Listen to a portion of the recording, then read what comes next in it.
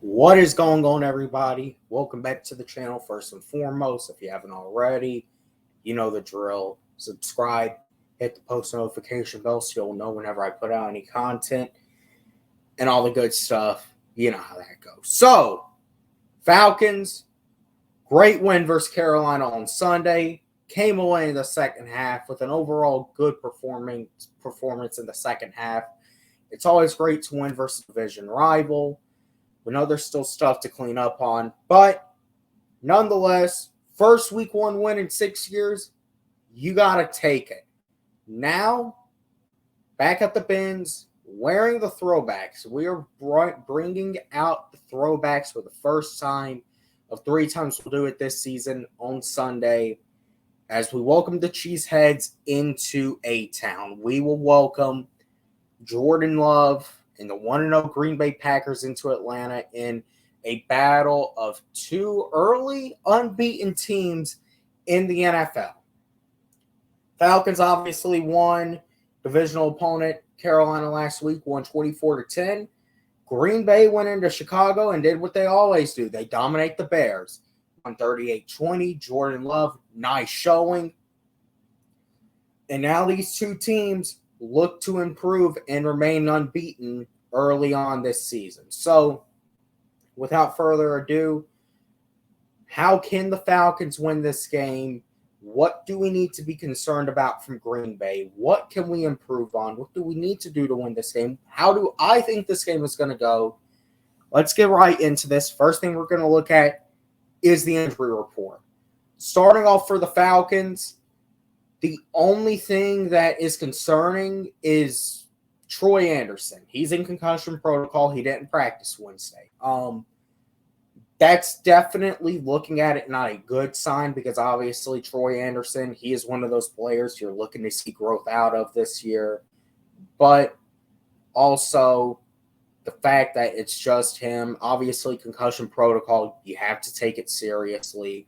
You would love to see him play on Sunday, but if he can't, it's going to be more Caden Ellis's load. The 2 storylines last week that did not play, Joker, CP, Joker, whatever you want to, I'm going to try to call him Joker, and Jeff Okudah, they have returned to practice. CP full practice, that means he's probably in all likelihood playing Sunday, and Jeff Okudah with the foot injury he suffered during training camp, he's back to practice. He had limited practice today on Wednesday. We'll see how it progresses, but if it continues to progress, you could very well see him out on that field Sunday. Calais Campbell, rest day. That's not shocking. Jonnu Smith, rest day. I've been noticing they've been giving Jonnu some rest days, but I guess there's really not too much to make of it. He is one of the veterans on the team. But Troy Anderson, really the only guy that I would probably say is in serious jeopardy of not playing Sunday. Obviously, I think Okudah is still unknown, but if he continues to trend in that right direction, I think he definitely suits up Sunday for the first time this season. Now, going over to Green Bay side, there's a lot of big ones. Bakhtiari, he didn't practice, just a rest day for him. And a little knee injury as well, but just really more so a rest day for him. Just rest that knee. But here's some big ones. Just like Carolina last week, some of Green Bay's threats with that offense, some of those playmakers, they pop up on this injury report. Romeo Doubs, hamstring, limited practice on Wednesday. Rashawn Gary, linebacker, limited practice. I hope I'm going to say this right. Elgton Jenkins, knee, limited practice. Anthony Johnson, junior safety, he had full practice. The 3 big ones. Aaron Jones with a hamstring injury did not practice today. We're going to talk about that later on, but that is big. If it continues to trend in the direction he is not practicing, because then that could very well mean he's not playing Sunday, which would obviously be a big break for the Falcons defense. Quay Walker, linebacker, with a concussion. He didn't practice. So a lot like Troy Anderson, it's a very good possibility he might not play Sunday either. And Christian Watson, Green Bay's number one wide receiver with a hamstring injury, did not practice either. So Green Bay is facing really their top two weapons on offense for Jordan Love. Did not practice, and they're both suffering from hamstring injuries. So that is a very concerning note for the Packers. If they're without even really one of those two, especially neither of those guys, that could really hurt them. But, of course, it is just Wednesday. We'll obviously see how it progresses throughout the week heading into game day on Sunday.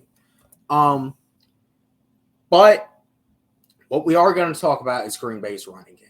Green Bay, and obviously it is a question mark at this point as to if Aaron Jones will suit up Sunday with the hamstring injury.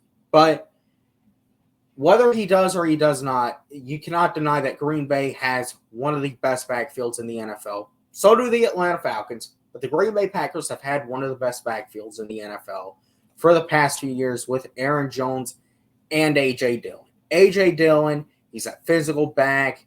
You use him in short yardage situations to pick up those yards you need on a third or fourth and one. And Aaron Jones is obviously the guy you look at to be your home run hitter. He is the guy that can stretch the field. He can break off the big run, which is why if he does not play Sunday, it's going to be a big loss for Green Bay in terms of that battle. But nonetheless, the Falcons need to be focused on stopping the run. I believe we allowed 150-something rushing yards to Carolina last Sunday. Unacceptable. That cannot happen, especially with the Falcons defense. We've seen that they are definitely capable of stopping the run. But you got to do that here. Green Bay, they can kill you with their running game. You cannot let Green Bay get into a rhythm where they control the game. It cannot happen. Obviously, if Aaron Jones is out, it is definitely a big benefit for us, even though you would like to play them at full strength, because if you can beat them, there's nothing like beating a team at full strength. So one way or another, you got to look at it this way. You got to come out on Sunday, and you got to be ready to stop that Green Bay running attack, because that is how they are going to be ready to play fire with fire. They're going to want to establish control of this game early. Next thing we're going to talk about is the passing game. Now, the big concern with a lot of Falcons fans throughout the past few days has been Desmond Ridder. Desmond Ridder only attempted 18 passes this past Sunday versus Carolina. He completed 15 of them, though. And only passed for about 115 yards. Did have the touchdown pass to Bijan, where Bijan, just showed why he was the number 8 pick in the draft. However, you do have to get this passing game going more. And we'll talk about it as well with the next topic, because what we're going to talk about next, and really the keys of victory, they kind of go hand in hand. But this offense has to get it going. And I truly, honestly think, even though I think Desmond Ridder had a good game Sunday because he did what was asked of him.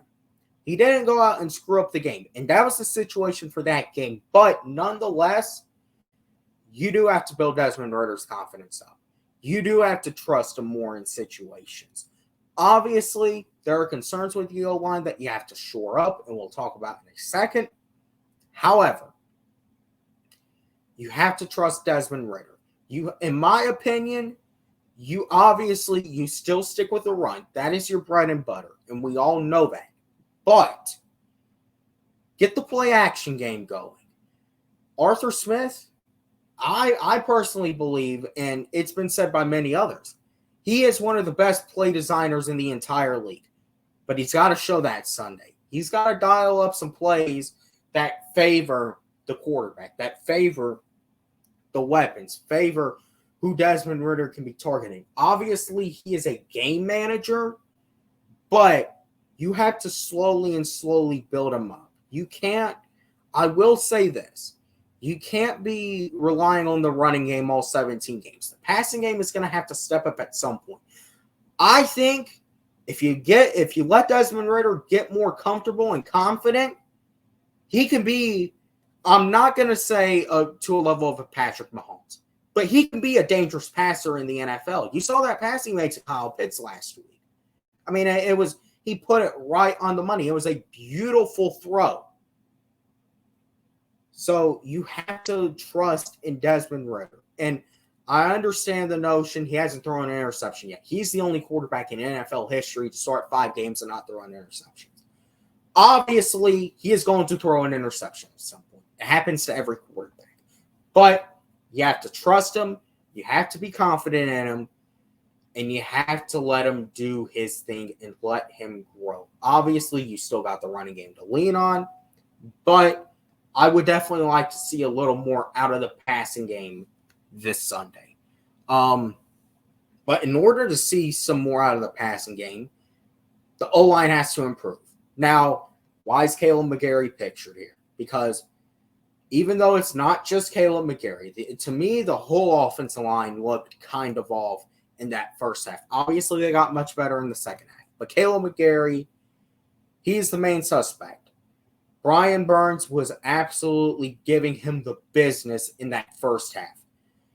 Carolina got 4 sacks on us last week. Now, granted, I believe they were all in the first half.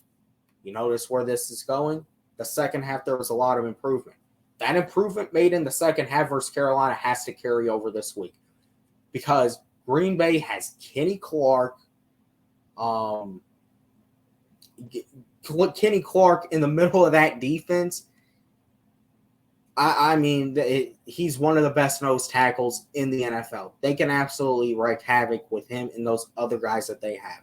Rashawn Gary, I know he was on the injury report, but they're going to use him.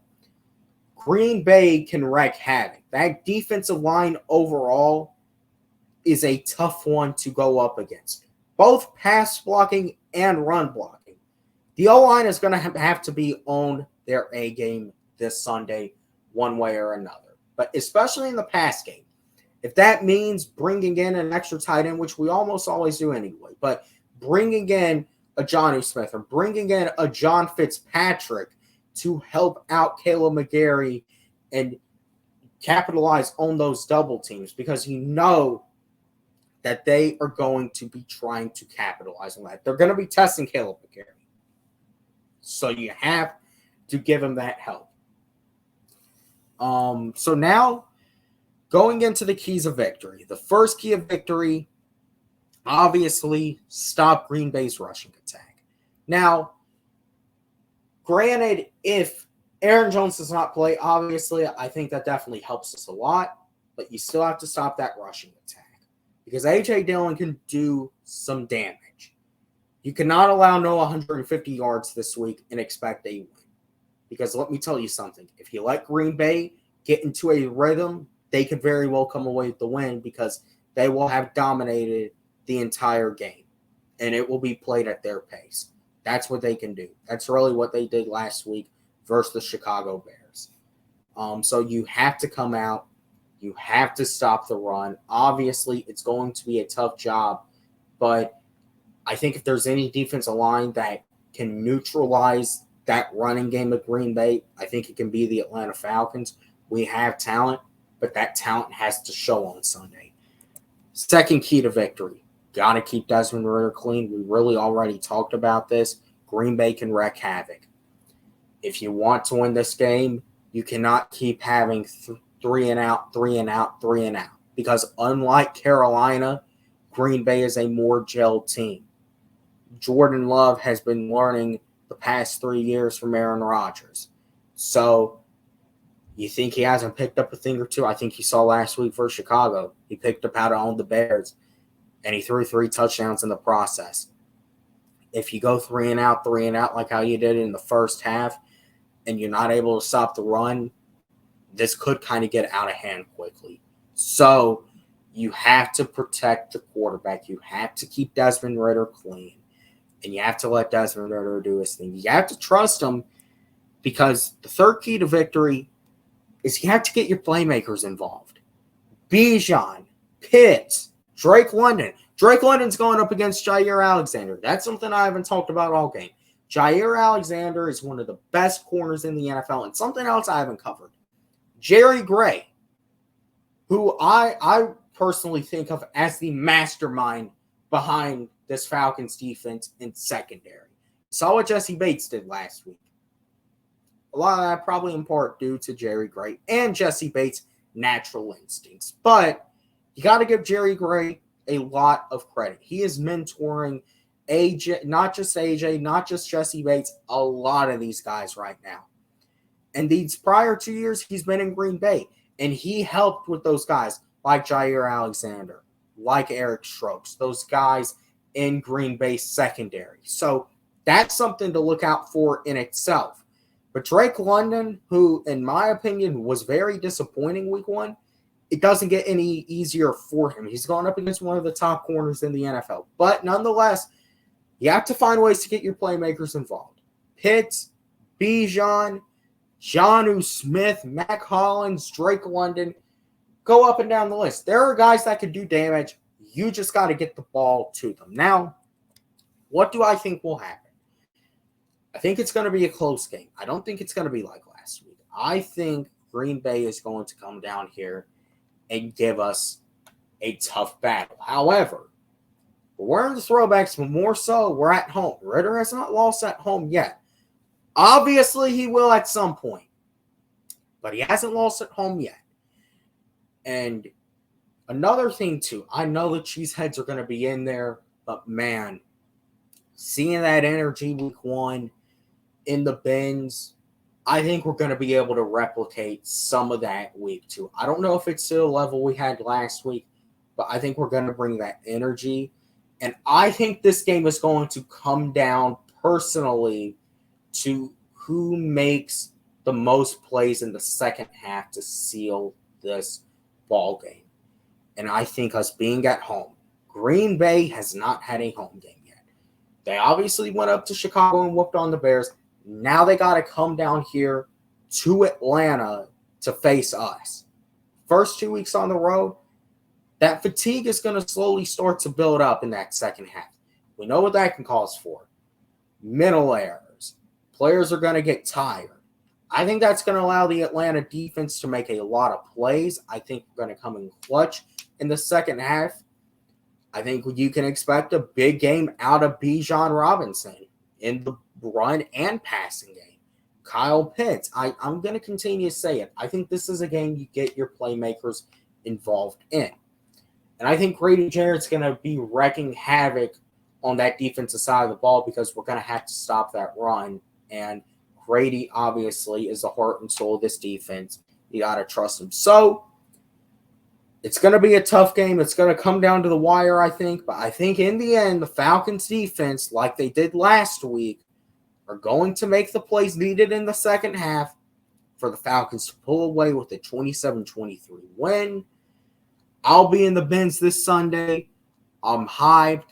I don't remember the last time we've gotten 2 straight home games to start a season. And that is just such an exciting thought. We did the first part of the job last week against Carolina. Now it's time to finish off these first 2 weeks at home with a bang, getting a win versus Green Bay. It's time to go to 2-0. It's time to start stacking these wins. This is a conference matchup. And this, who knows, this could potentially break a tiebreaker later on in the season. We don't know how it's going to turn out for either teams, but one way or another, it is a big game early. But I think in the Benz, I think people are going to slowly start to realize we are building somewhat of a home field advantage. You saw it last week. And if we can come and show up and show out like how we did last week and combat those cheeseheads, I think we're going to help our guys get the W. So I guess an honorable fourth key of victory would be us, the fans. We got to be in it just like we were last week. With that being said, I'm pumped. I'm excited. Can't wait to be back in the Benz this Sunday for a second straight week. I'll see you guys next time.